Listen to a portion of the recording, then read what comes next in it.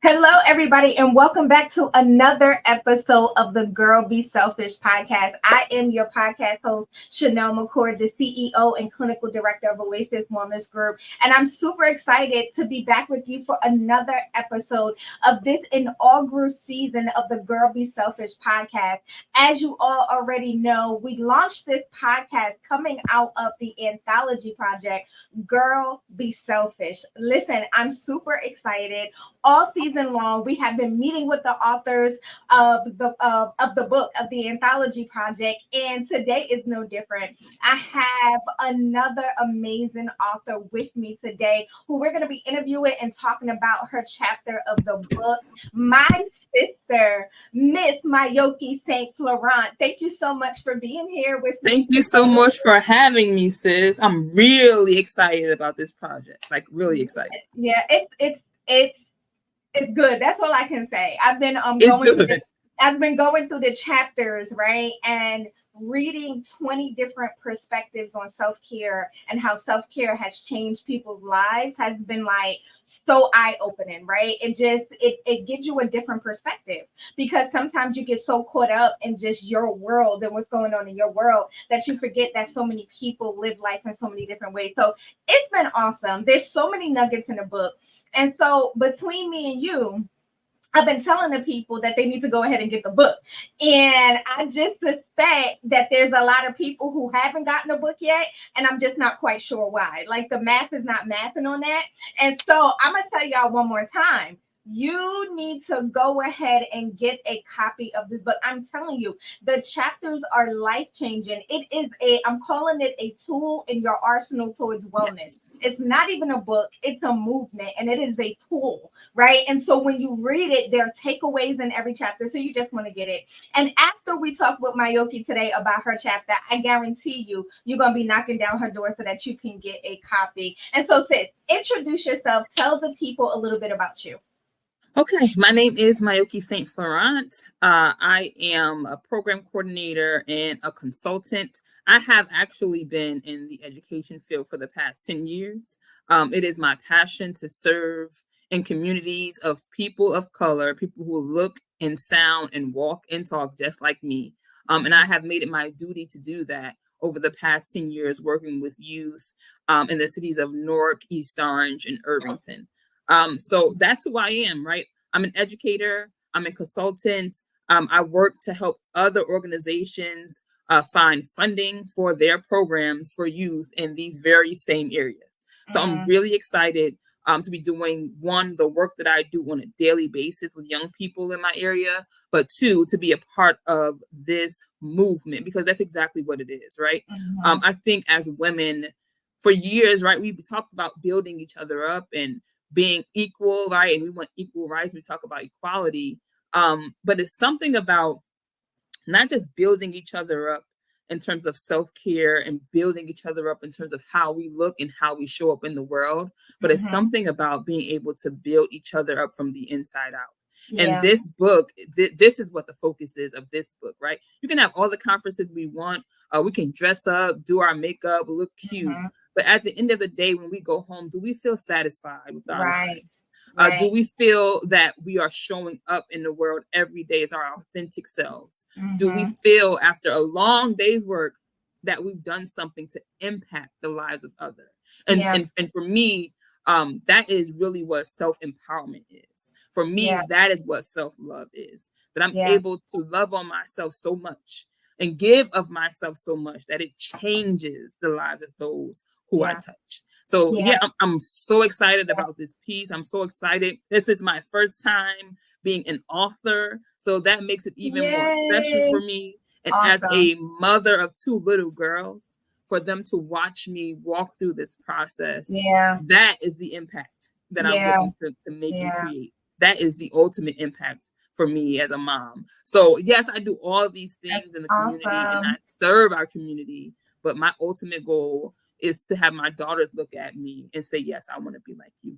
Yeah, that's awesome. One of the things I tell my clients all the time that I watch for as a therapist to see where they are in their journey is when I start hearing them talking about how they have helped others.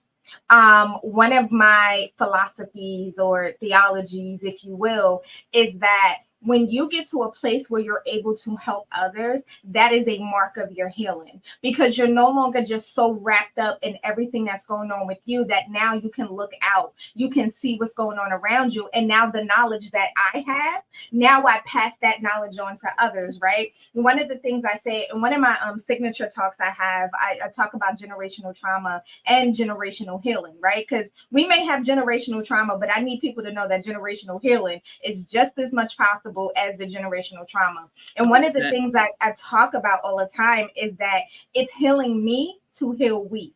Yes. When I heal me, I heal the community, right? And so we try to go out there and, you know, the like different things, and everybody, they're trying to heal the community, but we got to start right here, because when I heal me, I show up differently to my community and in my community. And when I show up differently, then I'm able to spread that. I'm able to help somebody else, and then they show up differently. And now we have this ripple effect, right? And Absolutely. So it's so powerful. Like what you're talking about is that concept of healing me so that we can heal we, right? Even as it pertains to your daughters, right? Like just because my daughters are young, imagine what life will look like for them when they understand and get this self-care message and loving themselves from this age. From this young age. Imagine the powerhouses that they'll be when they grow up, when they're sure of themselves, they know who they are, they walk confidently, they will be successful powerhouses, because can't nobody tell them anything different about themselves, because they'll already know who they are, and they'll already grow up with the mindset that I know how to take care of me.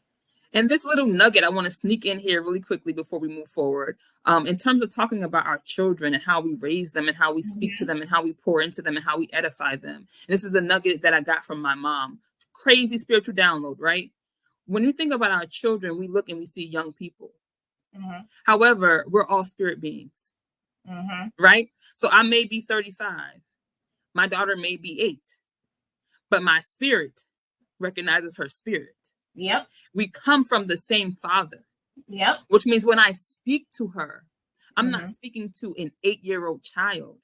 I'm speaking to the spirit being.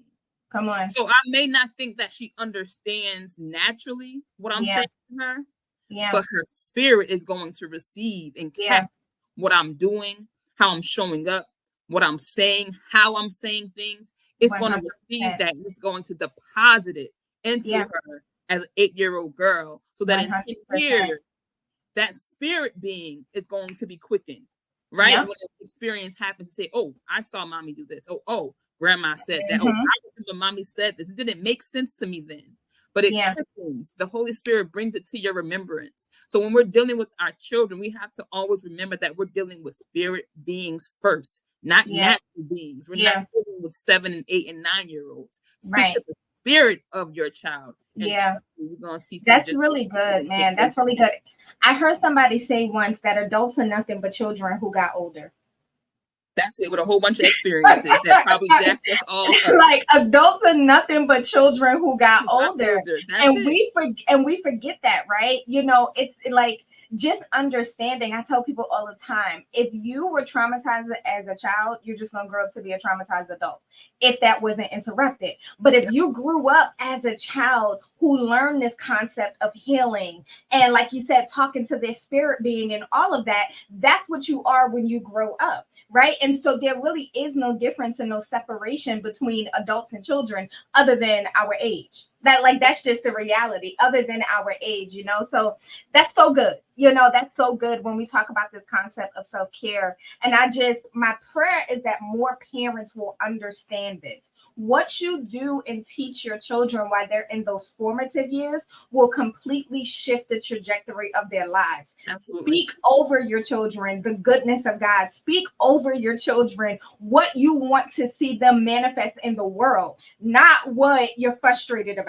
Right? Exactly. Not what's happening in the moment. Exactly. Not what their behavior is at this second or whatever. You speak those things into your child, because your voice is the voice that's going to carry and is going to perpetuate further throughout their life. And so that's so good, sis. And so as we're talking about this idea, right, of being selfish, what is your definition of self-care? So I'll give it, I'll give you guys even a little snippet of my chapter and the way I wrote about what I think self-care is. And it states self-care is often misunderstood, confined to external pampering and fleeting moments of superficial indulgence. Yet its true essence lies far beneath the surface, in the quiet, tumultuous depths of our inner selves, in the journey of discovery of our own authenticity. That's what self-care is to me. It's not about the glitz. It's not about the glamour. I didn't show up today with a full face of makeup. My hair is not freshly retwisted. These locks are locking naturally right now. And I've been doing those things intentionally in my life recently. My eyebrows are not snatched at the moment, right? I've been doing these things intentionally, especially in the sight of other women around me, because I want them to know that your worth isn't equated to what you look like on the outside, but your worth is equated to what happens on the inside, right? And self-care for us as women has to go beyond our outer being. It has to go beyond how we dress ourselves up and we adorn ourselves with beautiful jewelry. It has to penetrate to our souls, right? It has to touch on those things, like you said, sis, those traumas from our childhood, and it has to bring them up and excavate them from our lives in order for us to be healed, so that we can then start to initiate that process for those around us, so that our children don't have the same experiences that we have, so that our children know how to deal with those traumas if they were to encounter those things, with the hopes, though, that they never have to walk the lives or walk the paths that we have walked. So self-care for us has to go deeper than just the external looks. It has to become a lifestyle of being truthful with ourselves. It has to be a lifestyle of listening to the other people around us who know us oh so well and being guided by their truth about us as well. So self-care is not about how we look. It's not about how good my locks are twisted up today, how long my hair is flowing down my back, how beat my face is. But it's truly about, can I have those true soul-searching moments and actually receive what Spirit is saying to me about myself, and then make a move to make a shift and transition to be better. I love that. I especially love when you said even the trusted people around us. I just did a recording with my pastor mama, and we talked about selfish mentorship. And we talked about how self-care, how mentorship is another form of self-care. Right? Absolutely. For the trusted mentors in your life. Right? Absolutely. Let me say that one more time. The trusted people in your life, the safe people that are in your life. And for me, my pastor mama she has been my biggest mentor, right? In all things. Like, if I show up to church and I'm looking crazy and my clothes are too tight and my dress is too short, she gonna tap me right on the shoulder and say, what the heck what's going on, right? Absolutely. And we've gotten past the point of, daughter. No, we got past the point. She looked me right in my eye and say, now you already know what it is, right? And it took me, I'm not gonna lie, it took me a long time to be able to receive that. Ooh, girl, that's a process. You hear me? On the inside, like, I'm grown. Who you talking that's the first thing we go to. I'm grown. Who you talking to? I'm grown too. Until I realized, no, you're not grown. Your age may be grown, but spiritually you were still a child and you were still immature. And so God put my pastor mama in my life to be able to say, no, your skirt is too short. Them pants are too tight. Stop talking to your husband that way. Like, it's like, let me tell you something. All of that. I can't tell you how many times I heard that one. Okay. Okay. And I am now a divorced woman who still gets the reminder that, okay, you say you want to be married again. You can't speak to men that way. Come on. It's not going to happen. Not on my watch. Come on. Listen, that is so. Listen, when scripture tells us that the older women must teach us, it's there for a reason. It's there for a reason. And a lot of us as young women in the church, we have that mentality, just like you said, right? Because we live in this whole women empowerment era. So we think we know it all. We got it all together because we got age on us. No, baby. No, you don't. And like you said, it took me so long to become accustomed to that harsh rebuke as well. Yep. Baby girl, where you going? You a mother. Going out where? What time? For how long? No, it's not happening. You can turn yourself right back around. I was in the car driving. Yeah, come on back home. Come on back home. Let me introduce you to this thing and how you're supposed to function as a woman, as a mother, as a wife. And I would be so hot some days, like, that doesn't seem like a big issue to me. Something as simple as, okay, buy your daughter some robes to wear around the house. I didn't grow up wearing a robe around the house, and I grew up with a single dad. So I missed out on a lot of things. Come on. Right, that I needed to know about just being a woman. Yeah. Mom, what you mean? And I call my spiritual mom, that's my mother. I call her mom. When I show up, that's my mom. Literally to the point where I believe I look like this lady, okay? That's my mother, okay? On paperwork, that's my mama, okay? Nobody can tell me nothing else. That is my mom. Right. So she's telling me, get robes for your daughters. They're 2 and 3 years old. I'm like, they babies. What they need robes for? Buy them robes. This is how they should look. From now, you need to be training them on how they're supposed to function as young ladies, teenagers, women. Now, my daughters can't walk out the house without a couple layers of clothes on because it don't feel right. So, for me, I had to take some time to get integrated into that. Yeah. For them, they were born into that. Yeah. So for me, the bucking against the teaching was because I just didn't know any better. Yeah. And in my mind, it may have seemed as something really, really small, but it's something that will make a world of difference in those 2 young ladies that I'm raising. It may seem really small, and it may even seem insignificant to me. But to those 2 little girls who are watching me every day, when I get up and I put my robe on to walk through my house, they look at me as a woman of honor. Exactly. When I get up and I go to work and I work hard, my daughter just told me last night, Mommy, I'm very proud of you. I would have melted in I see you working 1,000 hard. pieces. I see you working really hard, and I see how you love us and how you take care of the family. Mommy, I'm very proud of you. I'm proud to have a mother like you. Those are the moments that we want. Come on. Those are the moments that we want. It makes me think about how if you weren't submitted, how you would have missed the mark. And how I would have affected the lives of I was just about to say, and it has generational consequences. Generational consequences for us for missing the mark. And listen, that episode, when it drops with her, it's going to be hard for a lot of people. It's going to be hard for a lot of people because this idea of submission in 2024 has gone out the window. And this idea of covering, right? Listen, I believe in covering. I'm not walking out in these streets every day without covering. And that's in every area of my life. Listen, before I started my business, I went to see a place. I called my husband first. I called my pastor second. And my bishop, he's an attorney. He was the second person I called.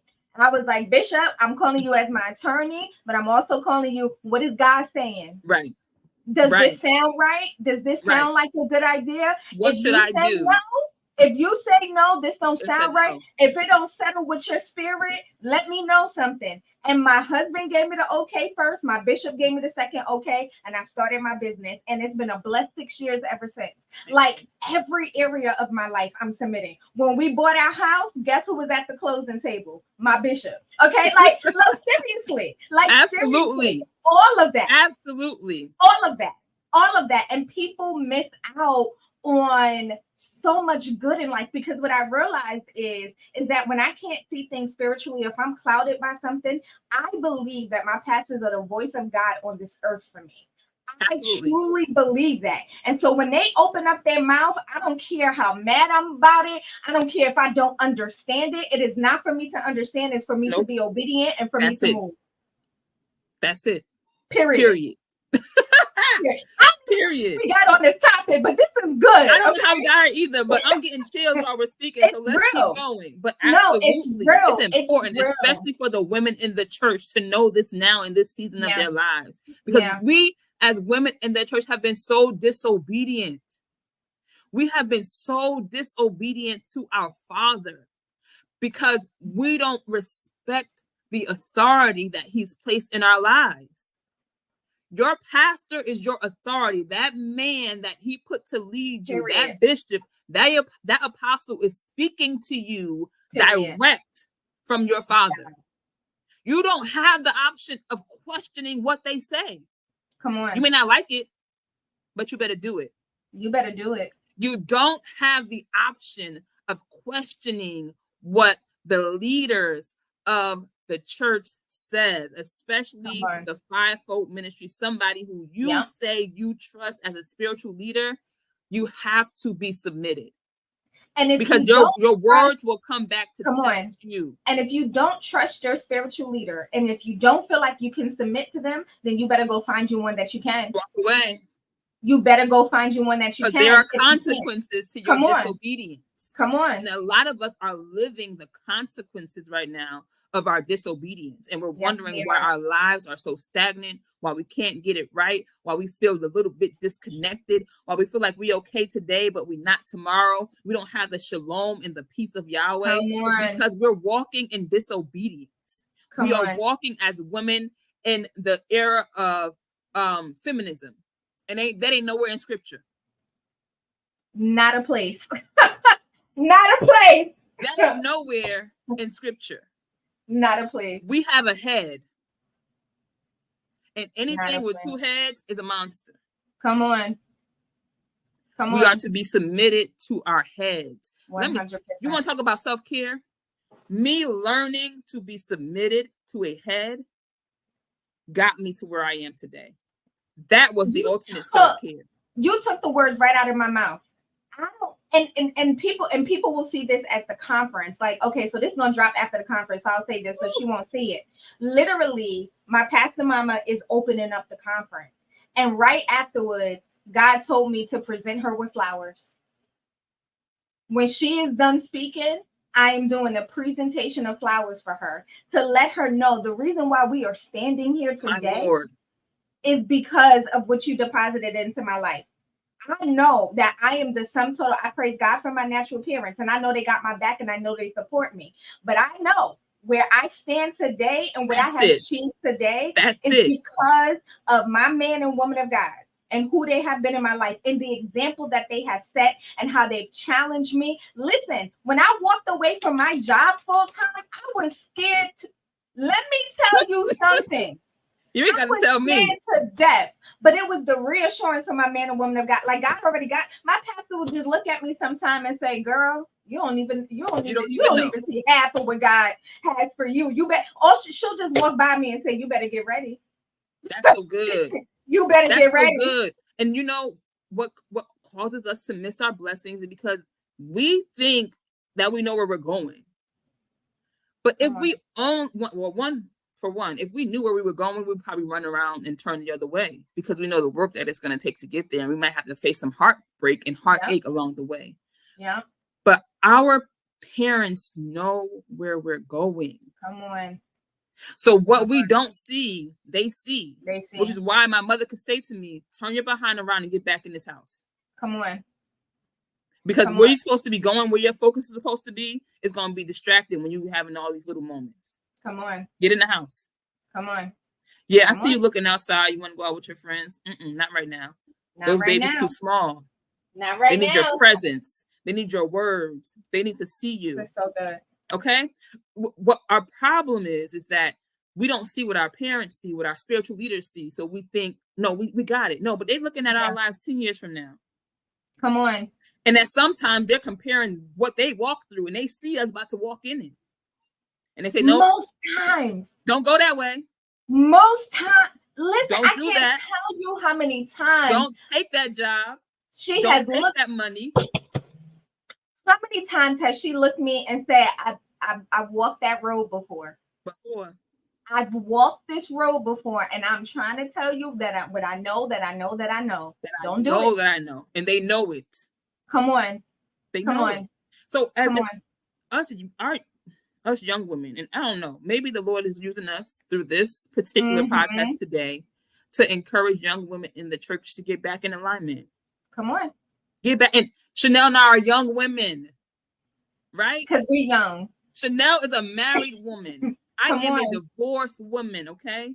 And when I was going through my process with my husband, I had a mama who was telling me, call my phone. She was at work. I heard you did such and such and said such and such to your man.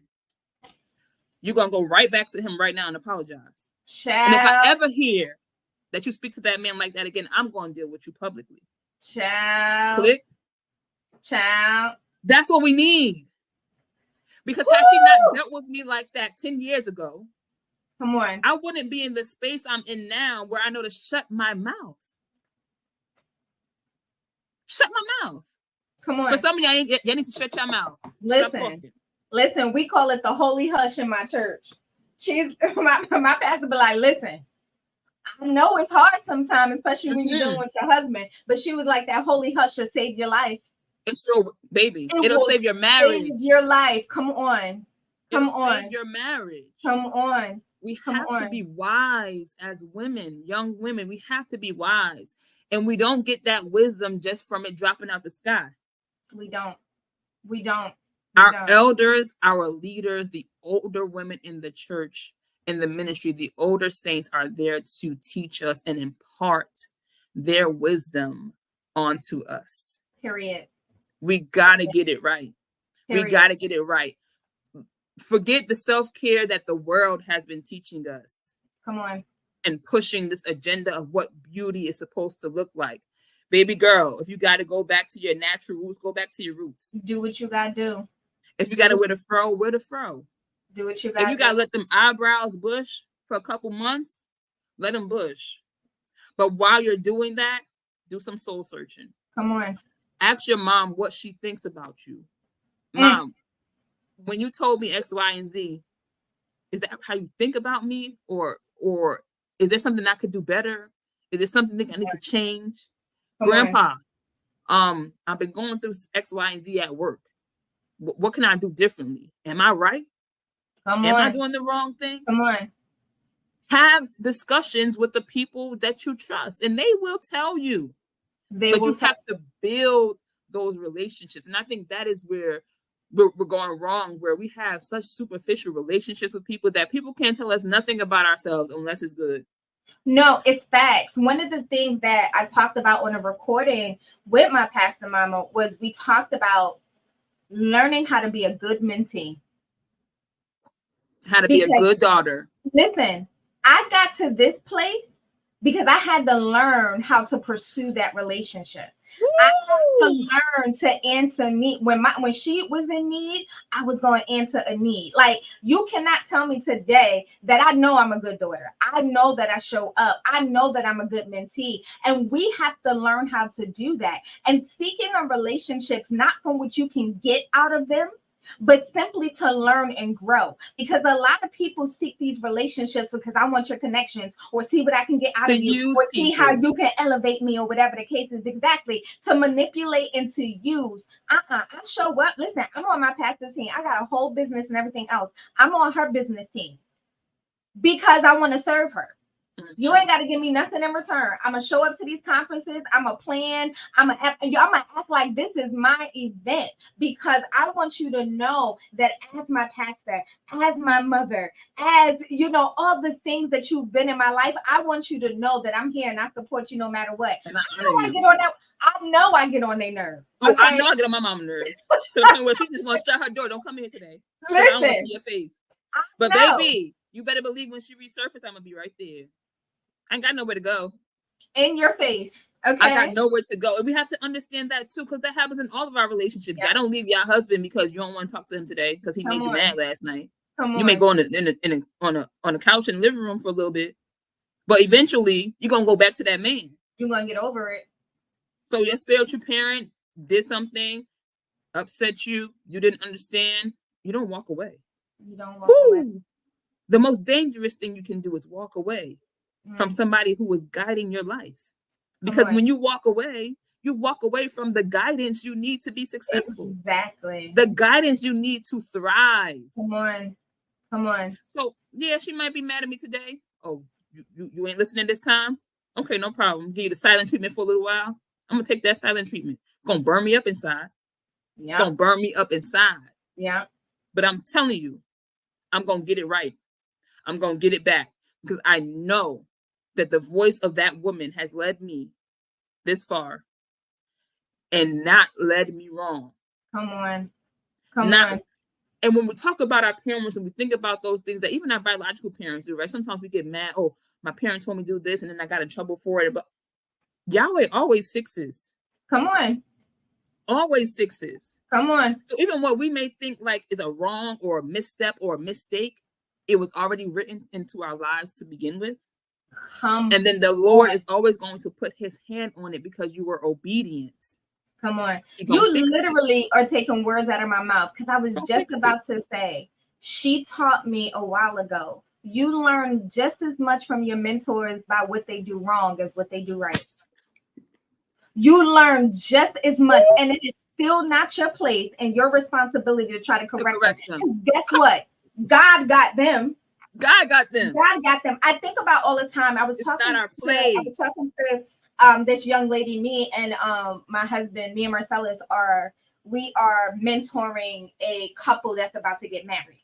And one of the things I talked to her about specifically was even when you know your husband is making a misstep, your only job is to be obedient.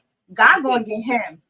God is going to get him. You get on your knees and you pray and you trust that the same God that loves and cares and watches over you is the same God that loves and cares and watches over him. That's it. And guess what? Prayer has been my biggest weapon, baby. When my husband decided to go right and I know the Lord is saying left, I will pray. And that man will come back to me and said, you know what, babe? I was just thinking about it. I think we should go left now. Go left. Oh, yeah. Okay, let's go. We should go left now. We're running left. Listen, because my place is to be obedient. My place is not to usurp authority. And when I'm obedient and when I pray, and here's the thing, I want y'all to hear this. Chanel don't always get it right. I'm not sitting here trying to tell y'all like I got the perfect marriage, I got the perfect mode submission and stuff like that. That's not what I'm saying at all. But what I am saying, for what I have learned, and when I do get it right, it makes a world of difference in my life, man. Me and my husband have not had a major argument, and I don't even know how long. Like I'm just so honest. Like I can't remember. It's been at least probably 2 years. And I'm not even exaggerating, y'all. Have we had disagreements? Have we not seen things eye to eye? But we have not had a knockdown drag out because we've learned to talk. I've learned my place. He knows his place. And when we can't figure that thing out, we are sitting on my pastor's couch. And they're going to help us to figure it out. Okay? That's it. That is it. Listen, listen, I don't even know what we was talking about, what we were supposed to be talking about. I don't know. All I know is that all day, yes, this was an orchestrated moment. Had to be. And God knows. And if you are listening, I hope that he who has the ears to hear, let him hear what the Spirit is saying to you. That's all I am saying. Open up your ears, open up your heart to see. Yes, we are in 2024, and this is the time where I'm grown. It's all about me and individualism and all of that stuff. But let me tell you something. There's something to finding good mentors in your life. There's something to finding people in your life that you can be submitted to. To the wives, the married women out there, there's something about that submission, man, that will help to take your marriage and your life to a whole other level. And what my pastors have taught me, submission does not mean you're a doormat. It means strength under control. That's it. I'm still a strong woman. I still got it all under me, but I got that thing under control. You gotta learn how to manage it. And I know how to fight my battles. And it's not with this. It's not with this. I fight my battles on my knees. I go to my Father in prayer. Okay. So man, this is so good. Sis, listen. Let me hit you with one more nugget that the Lord. Go ahead. As we close. Because we're talking about, especially us talking about being saints, right? And believers, especially women.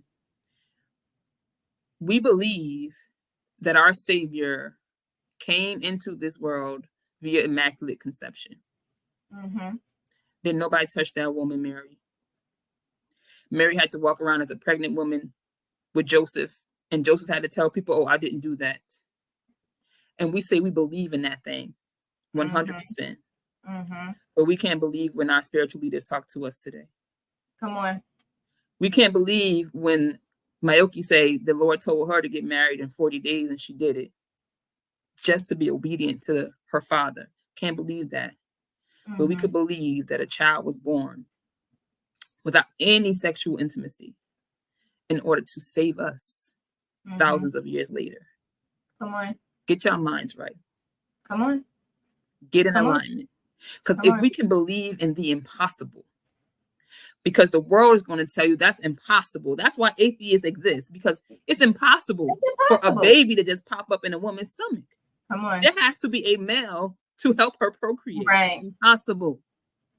But we believe it with all our hearts. That's how that is how our Savior came to be. Yeah. When we can believe in the impossible, we can be obedient to anything. Anything. And here's what I'm gonna leave y'all with. Me being obedient and submitted to my leaders is not even them, it's God at the end of the day. At the end of the day, it's my submission to God. And so we have to get past, and so some of us need to fix our relationship with God, because the real reason why we have a hard time with that is because we're not right with God. I can submit to my leaders because I want God to be pleased. Yes, I want my mom and dad to be proud. I want my bishop and my pastor to be proud. Yes, I absolutely do. I want them to be proud. But man, at the end of the day, when this whole thing wraps up, there's only one that's going to say, well done, my good and faithful servant. There's only one. And I want to hear that from my Father in heaven. And so our submission to the people that God had placed in our lives on this earth is really about our submission to him. Listen, y'all. Listen. That's self-care. Listen. That's how you take care of yourself. Done. I'm just going to show y'all. Listen. That is the title of my chapter. It's called Girl, I'm Calling You Up, Not Out. And everything we talked about today, being young women, is about calling you up and not out. Not out. I'm not calling you out. I'm calling you up, sis. Come up high. Come on. Because the view up here is immaculate. Come on. Come up higher. Come up higher. I'm not calling you out about your stuff. I'm calling you up to another level of living. Come up higher. Listen, y'all, get the book. That's all I'm gonna say. Just get the book. Like, you listen. I'm gonna make sure all of Miyokee's information is in the show notes for the podcast, so you can contact her, knock down her door, email her, send her a pigeon with a note, whatever you gotta do to make sure that you get your copy of this book. I'm telling you, it's a tool in your arsenal towards well. I'm telling you, it is going to be life-changing. And if you enjoyed this conversation today and the nuggets that came with this, imagine that you're going to get to walk away with the nuggets when you get the book. It's all in there. It's chock full of good stuff. Listen, I just want to thank my sis. Thank you so much for today's podcast. This was a God orchestrated moment. This conversation divine moment. Divine moment. Like, it had to happen. I don't even know why. I don't know who or when this particular episode is going to drop, but I know that those who need to hear it will be on it to hear it, because it's such good conversation. So thank you so much for sharing your wisdom with us today. Ladies. We got this. Listen, I am super excited for this movement. Listen, make sure that you follow the Girl Be Selfish movement, because we're not done, y'all. We still are going to be working on our book tour. We still have a virtual summit coming in October. So make sure that y'all stay tuned to the movement, because we're taking this message of selfishness to the world, okay? We are going to change the world one person at a time. That is the goal. So thank you, everybody, for listening today. I hope that this podcast episode was a blessing to you. And as I always say, stay selfish. Bye, everybody.